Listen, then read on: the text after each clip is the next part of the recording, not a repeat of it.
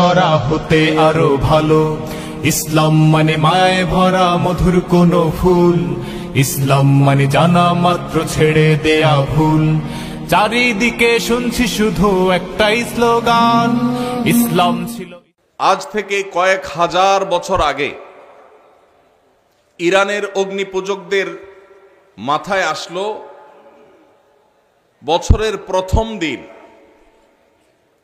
সেটাকে তারা ফার্সিতে তারা নওরোজ বলতো, মানে নতুন দিন। এই নওরোজ বা নাইরোজ, এই বছরের প্রথম দিনকে অগ্নিপূজকেরা, প্রকৃতি পূজারীরা, প্যাগানরা তারা বিশেষভাবে পুজো অর্চনা এবং উৎসব হৈহুল্লোড় করে কাটাতো। কেন কাটাতো? কারণ তারা মনে করত, তারা বিশ্বাস করত, বছরের প্রথম দিনটিতে আনন্দ উৎসব এবং হৈহুল্লোড় করে যদি কাটানো যায়, তো প্রথম মুহূর্ত, প্রথম দিনটাকে উৎসব এর মাধ্যমে কাটালে সারা বছর ভালো থাকা যাবে, সুখে থাকা যাবে, স্বাচ্ছন্দ্যে থাকা যাবে, উৎসবে থাকা যাবে। এই ভুল বিশ্বাস এবং এই কুসংস্কারাচ্ছন্ন আকীদার উপর ভিত্তি করে সেই অগ্নিপূজকরা তারা বছরের প্রথম দিনকে উৎসবের সময় এবং উপলক্ষ হিসাবে স্থির করল। এটা ছিল আজ থেকে বহু হাজার বছর আগের ঘটনা। এটার শুরু এবং উৎপত্তি হলো ইরান থেকে। এরপর বহুকাল পর খ্রিস্টানরা এই কালচারটাকে ধারণ করল। তারা তাদের যে খ্রিস্টীয় বর্ষ, সে খ্রিস্টীয় সন বা সালকেও তারা ওই অগ্নিপূজকদের যে সাল ছিল, সন ছিল, সেটার মতো করে এটার প্রথম দিনকে, প্রথম মুহূর্তকে তারা উদযাপন করা শুরু করলো। আজ সেই উদযাপন আমাদের মুসলমান সমাজেও এসে পড়েছে। তার নাম হলো 31st নাইট। এই 31st নাইটের এই কালচার, এটা এসেছে অগ্নিপূজকদের কাছ থেকে, খ্রিস্টানদের ঘাড় হয়ে এখন সেটা মুসলমানদের সমাজেও বসবাস করছে, টিকে আছে। 31st নাইটের যে কালচার এবং সংস্কৃতি, এই সংস্কৃতির মূল থিমটা হলো সেই অগ্নিপূজকদের থিম, অর্থাৎ বছরের প্রথম মুহূর্ত, এই সময়টাকে যখনই রাত 12টা 1 মিনিট হবে 31শে ডিসেম্বর, 31st নাইট, 31 ডিসেম্বর রাত 12টা পার হয়ে যখন 12টা 1 হয়ে যাবে, তখনই সব পটকা ফুটিয়ে, আতশবাজি করে, ফানুস উড়িয়ে, হৈ হুল্লোড় করে, গান বাজনা করে, উৎসব করে, ফুর্তি করে এই মুহূর্তকে কাটিয়ে তারা সারা বছর ভালো থাকতে চায়, উৎসবে থাকতে চায়, খুশিতে থাকতে চায়। এই চিন্তাধারা, এই ধ্যান ধারণা এসেছে অগ্নিপূজকদের কাছ থেকে। আমরা মুসলমানের সন্তান, মুহাম্মদুর রাসূলুল্লাহ সাল্লাল্লাহু আলাইহি ওয়াসাল্লামের উম্মত, তার অনুসারী। আল্লাহর লাখ কোটি শুকর, আল্লাহ তাআলা এরকম কুসংস্কারাচ্ছন্ন, অযৌক্তিক, হাস্যকর, বাস্তবতা বিবর্জিত বিশ্বাস এবং কুসংস্কার থেকে আল্লাহ তাআলা আমাদের মুসলমানদেরকে হেফাজতে রেখেছেন, আলহামদুলিল্লাহ।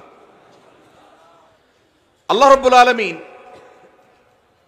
রাত এবং দিনের পরিবর্তন, বছরের মাসের পালাবদল করেন, মানুষ যাতে শিক্ষা গ্রহণ করে যে মানুষের পৃথিবীতে বেঁচে থাকার জন্য রাতের প্রয়োজন যেমন আছে, দিনের প্রয়োজন আছে, ঋতুর পরিবর্তনের প্রয়োজন আছে। এই সবগুলো মানুষের প্রয়োজনে আল্লাহ তাআলা দিয়েছেন। মানুষ সেখান থেকে শিক্ষা গ্রহণ করবে, দার্স হাসিল করবে, সেখান থেকে মানুষ আল্লাহ রাব্বুল আলামিনের কৃতজ্ঞতা আদায় করবে। এই জন্য আল্লাহ তাআলা এগুলো দিয়েছে। আল্লাহ তাআলা বছরের পালাবদল এই জন্য দেননি যে মানুষ সেটাকে ফুর্তি করবে, উৎসব করবে, উৎসব এবং ফুর্তি করে কাটাবে। ভাইরা আমার, সবচেয়ে দুর্ভাগ্যের ব্যাপার, সবচেয়ে হাস্যকর ব্যাপার হলো আজকের পৃথিবীতে যারা নিজেদেরকে বিজ্ঞান মনস্ক দাবি করে, যে মানুষগুলো নিজেদেরকে বিজ্ঞান এর অনুসারী মনে করে, সেই মানুষগুলো সেই হাজার হাজার বছর আগের অগ্নিপূজকদের সেই হাস্যকর এবং মিথ্যা বাস্তবতা বিবর্জিত বিশ্বাসকে তারা ধারণ করে আছে। বছরের প্রথম মুহূর্তকে আনন্দ উৎসব করে, হই হুল্লোড় করে, ফুর্তি করে, আতশবাজি করে, ফানুস উড়িয়ে কাটালে যদি মানুষ ভালো থাকে, সারা বছরটা যদি ভালো যায়, তাহলে প্রতিদিন সকালে নতুন দিনের ভোরে, নতুন মাসের শুরুতে, নতুন সপ্তাহের শুরুতে, যে কোনো নতুন কিছুর শুরুতে মানুষ এভাবে ভালো উৎসব করে, ফুর্তি করে, আনন্দ করে, হই হুল্লোড় করে কাটিয়ে তারা সারা মাস সারা সপ্তাহ ভালো থাকতে পারত। বছরের প্রথম মুহূর্ত আনন্দ উৎসব করলে সারা বছর ভালো থাকা যায়। এটা কি সত্য না মিথ্যা? এর কোনো বৈজ্ঞানিক ভিত্তি আছে? এর কোনো শরঈ ভিত্তি আছে? নাই। আল্লাহ রাব্বুল আলামিন আমাদেরকে সেই দ্বীনের অনুসারী করেছেন যে দ্বীনে প্রতিদিনের সকালকে আমরা আল্লাহর জিকিরের মাধ্যমে উদযাপন করি। আলহামদুলিল্লাহ। আল্লাহ তাআলা আমাদেরকে সেই দ্বীনের অনুসারী করেছেন যে দ্বীনের প্রত্যেক শুরুকে আমরা আল্লাহর নাম দিয়ে উদযাপন করি, শুরু করি, সূচনা করি। আল্লাহ রাব্বুল আলামিন এই সমস্ত কুসংস্কার থেকে আমাদেরকে, আমাদের সমাজকে হেফাজত থাকার তৌফিক দান করুন। ভাইরা আমার, যার আগমন আনন্দের কারণ হয়, যার আগমন আনন্দের কারণ হয়, তার বিদায় বেদনার কারণ হয়। ঠিক না বেঠিক? এই উসুল, এই মূলনীতির সাথে আপনারা কি একমত না দ্বিমত? কেউ আসলে, যাকে দেখলে আপনার খুশি হয়, ভালো লাগে, তিনি যদি হারিয়ে যান, তাকে যদি আপনি মিস করেন, হারিয়ে ফেলেন, তাহলে আপনার কি খুশি লাগে না খারাপ লাগে? খারাপ লাগে। যিনি আসলে আপনি আনন্দিত হন, তিনি চলে গেলে আপনার আবার বেদনাও হয়। এই উসুল ঠিক আছে না বেঠিক? ঠিক। নতুন বছর এটা আসলে যদি আমাদের খুশি হতে হয়, উৎসব করতে হয়, হই হুল্লোড় করতে হয়, আতশবাজি করতে হয়, ফানুস উড়াতে হয়, পটকা ফুটাতে হয়, গান বাজনা করতে হয়, তাহলে বছরের, নতুন বছরের আগমন যদি আনন্দের কারণ হয়, যেই 12টা 1 মিনিটে নতুন বছরকে তুমি বরণ করেছো হে যুবক, তার 1 মিনিট আগেই তো একটি বছর পরিসমাপ্ত হয়েছে, বিদায় নিয়েছে। বছরের আগমন যদি তোমার আনন্দের কারণ হয়, তাহলে বছরের বিদায় কেন তোমার বেদনার কারণ হয়নি? বছরের আগমনে তুমি যে হাসছো, আনন্দ করছো, কই তোমাকে তো বছরের বিদায়ে কাঁদতে দেখিনি। তোমার এই ইলজিক্যাল, তোমার এই অযৌক্তিক, তোমাদের এই হাস্যকর বাস্তবতা বিবর্জিত এই চেতনা, এই বিশ্বাস, এই কালচার, এই সংস্কৃতি, এটা এ মাটির নয়, এ মাটির মানুষের নয়। এখানকার মানুষের কালচার এবং সংস্কৃতির সাথে এই 31st নাইটের কোনো চুল পরিমাণ সম্পর্ক নাই। কিন্তু দুর্ভাগ্যের বিষয়, গত কয়েক বছর, বেশ কয়েক বছর ধরে আমাদের দেশে এই 31st নাইটের এই কালচারকে আমদানি করা হয়েছে, স্টাবলিশ করা হয়েছে, প্রতিষ্ঠিত করা হয়েছে, এটাকে নার্সিং করা হয়েছে, এটাকে পরিপালন করা হয়েছে, এটাকে নানাভাবে প্রচার করা হয়েছে, প্রচারণা করা হয়েছে, সমাজের রন্ধ্রে রন্ধ্রে এটাকে ছড়িয়ে দেওয়া হয়েছে।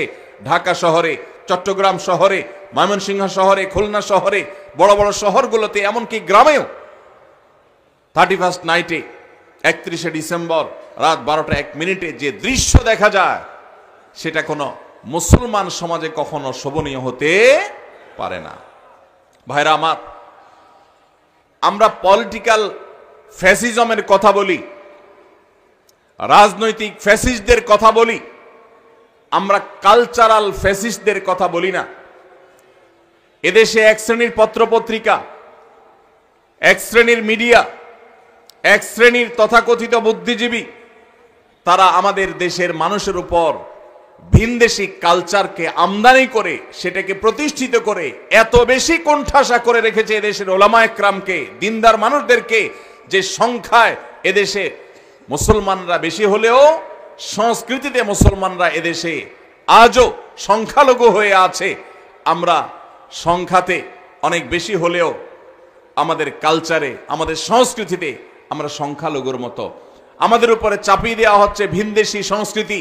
এই 31st নাইটের এই কালচারকে নানাভাবে দেখবেন পত্রপত্রিকাতে, এক শ্রেণী মিডিয়াতে এটাকে আমাদের সমাজে প্রতিষ্ঠিত করা হয়েছে এবং এখনো হচ্ছে।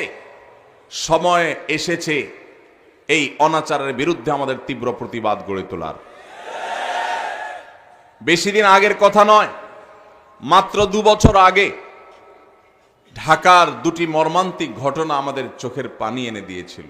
তার একটি হলো মায়ের কোলে থাকা দুধের শিশু 31st নাইটের বিকট আওয়াজে, পটকার বিকট আওয়াজে, আতশবাজির বিকট আওয়াজে সে দুধের শিশু মারা গিয়েছিল। বিষয়টা আদালত পর্যন্ত গড়িয়েছিল, কিন্তু বিচারহীনতার এই দেশে ওই ঘটনার দায় কাউকে নিতে দেখা যায়নি, কাউর কোনো দোষী সাব্যস্ত করতে দেখা যায়নি। ঠিক একই সাথে আরেকটি মর্মান্তিক ঘটনা ঘটেছিল, তা হলো একজন অসহায় নারী, তিনি তার সারা জীবনের সঞ্চয়কে একত্র করে ছোট্ট একটা প্লাস্টিকের কারখানা করে নিজ বাড়িতে প্লাস্টিকের আসবাবপত্র তৈরি করে ছাদের উপর সেগুলো মেলে রেখেছিলেন। এই 31st নাইটের আতশবাজির আগুন উড়ে এসে তার ছাদের উপর থাকা সেই প্লাস্টিকের উপরে পড়ে তার সমস্ত প্লাস্টিকগুলোকে পুড়ে ছাই করে ফেলেছে। এই যে মায়ের কোলে থাকা শিশুর মৃত্যু, আরেকজন অসহায় নারী উদ্যোক্তার সর্বস্ব হারিয়ে যাওয়া, আতশবাজির আগুনকে অপরাধীর কাঠগড়ায় দাঁড় করিয়ে চিরতরে নিষিদ্ধ করার বিচার করবার জন্য এই দুইটি ঘটনা কি যথেষ্ট নয়? কিন্তু ভাইরা, প্রতি বছর প্রশাসনের ভাইরা, পুলিশ, বিভিন্ন সেক্টরে যারা আইন শৃঙ্খলা রক্ষা করার দায়িত্বে নিয়োজিত আছেন, তারা প্রতি বছরই প্রায় এই আহাজারি করেন যে 31st নাইট উপলক্ষে কোনো প্রকার পটকা ফুটানো যাবে না, আতশবাজি করা যাবে না, ফানুস উড়ানো যাবে না। প্রতি বছরই তারা হাহাকার করেন, আর্তনাদ করেন। এই বছরও তারা ইতিমধ্যে ঘোষণা জারি করেছে যে 31st নাইট উপলক্ষে কোনো ফানুস উড়ানো যাবে না, কোনো আতশবাজি চলবে না, কোনো ফটকা উড়ানো চলবে, বাজানো চলবে না। কিন্তু কে শুনে কার কথা?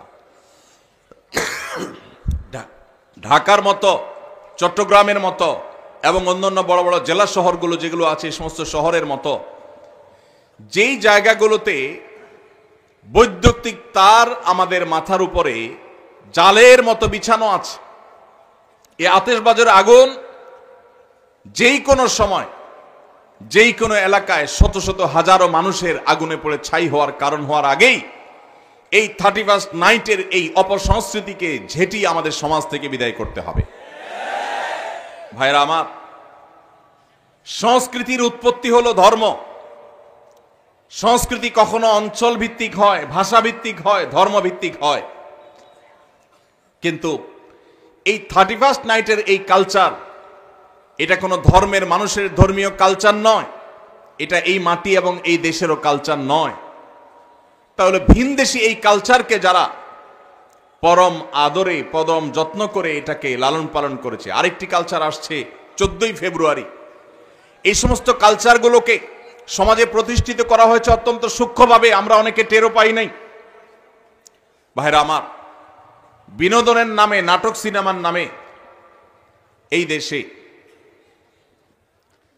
বিবাহ বহির্ভূত হারাম সম্পর্ক, যেটা এই দেশে আইনত অপরাধ, এদেশের মানুষের ধর্মীয় বিশ্বাসে যেটি অপরাধ, প্রচলিত আইনে যেটা অপরাধ, সেটাকে বৃদ্ধাঙ্গুলি দেখিয়ে প্রতিনিয়ত নাটক সিনেমাতে বিবাহ বহির্ভূত সম্পর্ককে নানাভাবে প্রমোট করা হয়েছে, এটাকে নানাভাবে প্রতিষ্ঠিত করা হয়েছে। বিষয়টা এখন কোন পর্যায়ে গেছে? সোশ্যাল মিডিয়াতে যারা বিচরণ করেন তারা জানেন। বিষয়টাকে এমন পর্যায়ে নিয়ে যাওয়া হয়েছে যে আজকের ছেলেমেয়েরা, মুসলমানের সন্তানরা বফ গফ, বয়ফ্রেন্ড গার্লফ্রেন্ড বলে পরিচয় দিতে ন্যূনতম কোনো হেজিটেশন, ন্যূনতম কোনো অস্বস্তি বা ন্যূনতম কোনো লজ্জা বা কুণ্ঠাবোধ করে না। স্বামী স্ত্রী পরিচয় দেওয়াটা মানুষের জন্য যেমন স্বাভাবিক ব্যাপার, তার চাইতেও বেশি স্বাভাবিক হয়ে গেছে এখন এই তথাকথিত বফ গফ এই পরিচয় দেওয়াটা।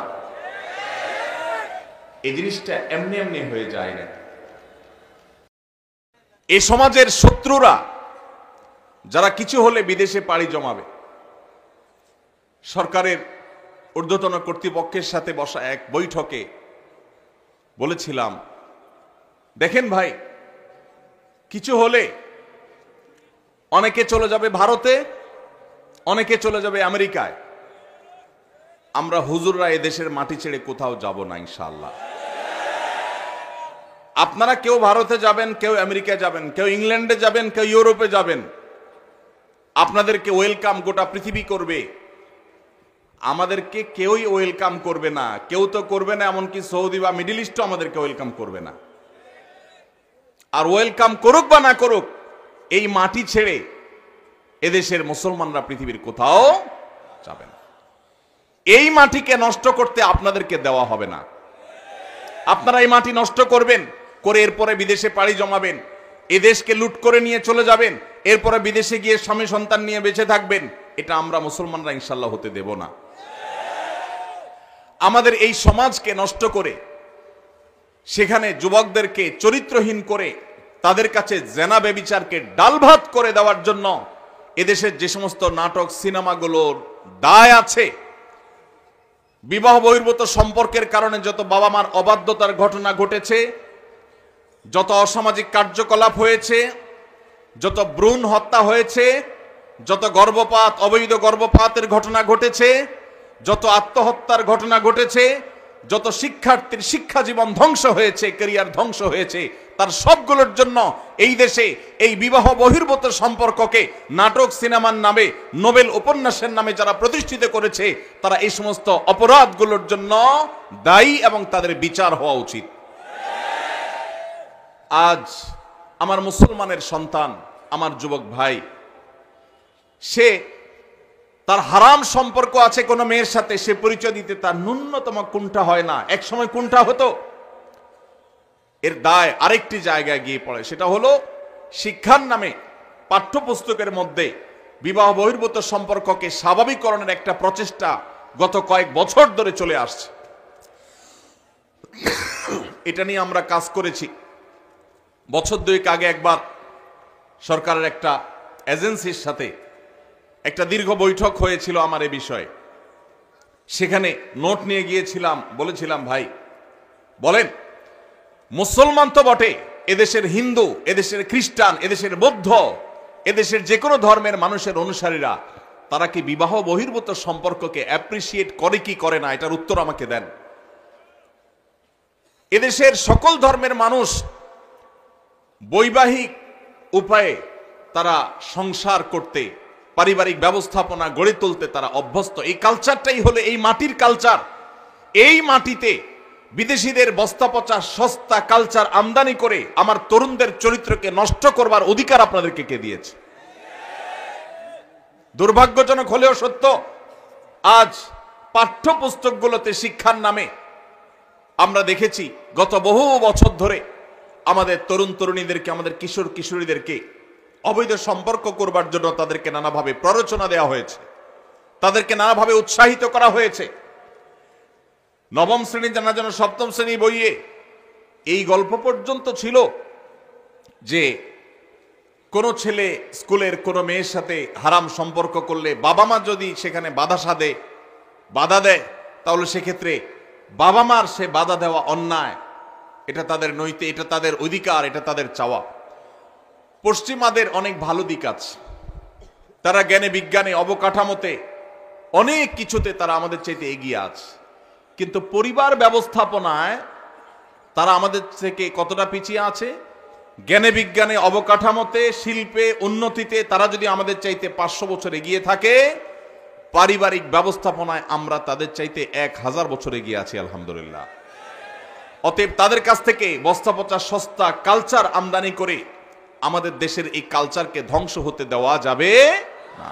এই জন্য 31st নাইটের এই কালচার, বিবাহ বহির্ভূত তথাকথিত প্রেম ভালোবাসা বা অবৈধ সম্পর্কের এই কালচার, এগুলোর বিরুদ্ধে যদি আমরা এখনই রুখে না দাঁড়াই, তাহলে ওই যে বয়ফ্রেন্ড গার্লফ্রেন্ড কালচারটা যেরকম স্বাভাবিক হয়ে যাচ্ছে, এটা যেরকম কোনো দোষের থাকছে না, এ ব্যাপারে যেরকম তরুণ তরুণীদের লাজ লজ্জা কুণ্ঠা সবকিছু উঠে যাচ্ছে, অস্বস্তি দূর হয়ে যাচ্ছে, স্বাভাবিক হয়ে যাচ্ছে, রাস্তাঘাটে জেনা ব্যভিচার হলে সেটাও এক সময় স্বাভাবিক হয়ে যাবে, যদি এখন থেকে আমরা আমাদের উপর আরোপিত এই কালচারাল অ্যাটাক সাংস্কৃতিক যুদ্ধের মোকাবেলা আমরা না করতে পারি।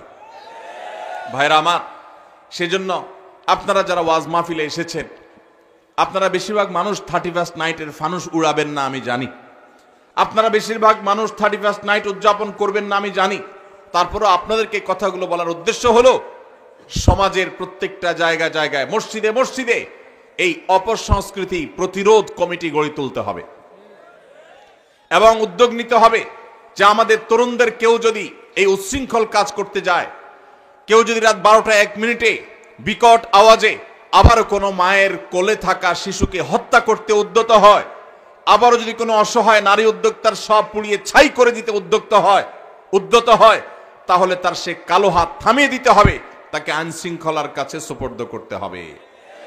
ভাইরা আমার, এখানে আমার অনেক কলেজ স্কুল কলেজের অনেক বন্ধুরা আছেন, অনেক তরুণরা আছেন, আপনাদের প্রতি আমার একান্ত অনুরোধ, আপনি একজন মুসলমান, আপনি একজন বাংলাদেশী, বাংলাদেশের মানুষের এ মাটির কিছু সংস্কৃতি আছে,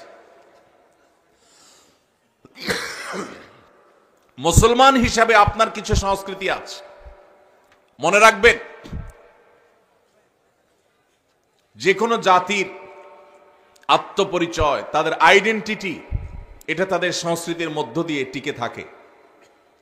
যে জাতি অন্যদের সংস্কৃতিতে হারিয়ে যায়, তাদের আত্মপরিচয় আর থাকে না, একসময় তারা বিলীন হয়ে যায়, হারিয়ে যায়। আমাদের এই দেশকে, এই দেশের মানুষকে, আমাদের আত্মপরিচয়কে নষ্ট করে দেওয়ার জন্য হাজারটা ষড়যন্ত্র আছে। এই জন্য বিনোদনের নামে, আনন্দ ফুর্তির নামে, শিক্ষার নামে এই সমস্ত অপসংস্কৃতি প্রবেশ করে। আমার গত কয়েক মাসে বেশ কয়েকবার কয়েকটা মিনিস্ট্রিতে যাওয়ার সুযোগ হয়েছে, বিভিন্ন কাজে বলতে জাতীয় স্বার্থে বা দিনী স্বার্থেই, আমার ব্যক্তিগত কোনো কাজ বা আমার ফাউন্ডেশনের কোনো কাজে যাইনি কখনো। আমি অবাক হয়েছি যে একাধিকবার আমি শিক্ষা মন্ত্রণালয়ে যাওয়ার সুযোগ হয়েছে, মাননীয় শিক্ষা উপদেষ্টার সাথে বৈঠকের সাক্ষাতের সুযোগ হয়েছে। আমি প্রতিবার লক্ষ্য করেছি অন্য যে কোনো মন্ত্রণালয়ের তুলনায় শিক্ষা মন্ত্রণালয়ে বিদেশিদের আনাগোনা সবচাইতে বেশি। ওয়েটিং রুমগুলোতে বিভিন্ন শ্রেণী পেশার মানুষ অপেক্ষা করেন, সরকারের দায়িত্ব পালনরত মন্ত্রী বা উপদেষ্টাদের সাথে সাক্ষাতের জন্য অনেকেই যান। কিন্তু আমি বিস্মিত হয়েছি, যতবার আমি ঢু মেরেছি বা গিয়েছি শিক্ষা মন্ত্রণালয়ে, আমি লক্ষ্য করেছি আমার দেশি ভাইদের চাইতে ভিনদেশীদের আনাগোনা কোনো অংশে কম না, বরং কোনো কোনো ক্ষেত্রে চোখে পড়ার মতো বেশি। আমার প্রশ্ন হলো, আমার দেশের ছেলেমেয়েরা কি পড়বে না পড়বে এটা নিয়ে বিদেশিদের এত মাথা ব্যথার কারণটা কি? তারা আমাদের সন্তানদের মগজ ধোলাই করার জন্য তাদের এজেন্ডা বাস্তবায়ন করতে চায়। এক শ্রেণীর মিডিয়া, এক শ্রেণীর বুদ্ধিজীবী বিদেশিদের টাকা খেয়ে, তাদের কাছ থেকে বিভিন্ন ফান্ড পেয়ে সেগুলোকে হালাল করার জন্য আমাদের সন্তানদের মনে, মননে, মগজে, চিন্তায়, চেতনায় বিষ ঢুকিয়ে দিতে চায়। আর সে বিষ আজ বিষাক্ত করে আমাদের সন্তানদের চরিত্রকে নষ্ট করে ফেলেছে। আমি একটা কথা প্রায় বলি, চরিত্রে কালিমা লাগেনি এমন তরুণ, এমন তরুণী আজ সোনার হরিণ হয়ে গেছে। গত 10 বছর, 20 বছর, 30 বছর আগেও আমাদের দেশের এত দুরবস্থা ছিল না। আমি এই জন্য যে কথাটি বলছিলাম, আমরা পলিটিক্যাল ফ্যাসিজমের বিরুদ্ধে কথা বলি, কিন্তু কালচারাল ফ্যাসিজমের বিরুদ্ধে আমরা কথা বলি না। আমাদের উপরে যে সাংস্কৃতিক যুদ্ধ চাপিয়ে দেওয়া হয়েছে, আমরা মুসলমানের সন্তান মুখে দাবি করছি, কালিমা মুখে পাঠ করছি, অথচ আমার আচার আচরণে, আমার চিন্তা চেতনায়, আমার মননে আমার মানসিকতায় ভিনদেশীদের চিন্তা চেতনা এমন ভাবে গ্রাস করে ফেলছে যে আমি নিজেও টের পাচ্ছি না, ধ্বংসের দ্বারপ্রান্তে আমি চলে যাচ্ছি। সেজন্য আমার কলেজ ইউনিভার্সিটির যে সমস্ত বন্ধুরা আজকের এই মাহফিলে আছেন, যারা আমাকে শুনছেন, আপনাদের কাছে আমি বিনীতভাবে অনুরোধ করছি, আমাকে জবাব দিতে হবে না, নিজের বিবেককে প্রশ্ন করুন। আপনি যখন 31st নাইটে আকাশে টাকা উড়াচ্ছেন বরং পোড়াচ্ছেন, ঠিক তখন যেই বিল্ডিং এর ছাদ থেকে আপনি ফানুস উড়াচ্ছেন, টাকা পোড়াচ্ছেন, ওই মুহূর্তে আপনি নিচে তাকালে দেখবেন হয়তোবা রাস্তার ধারে শুয়ে আছে কোন বনি আদম।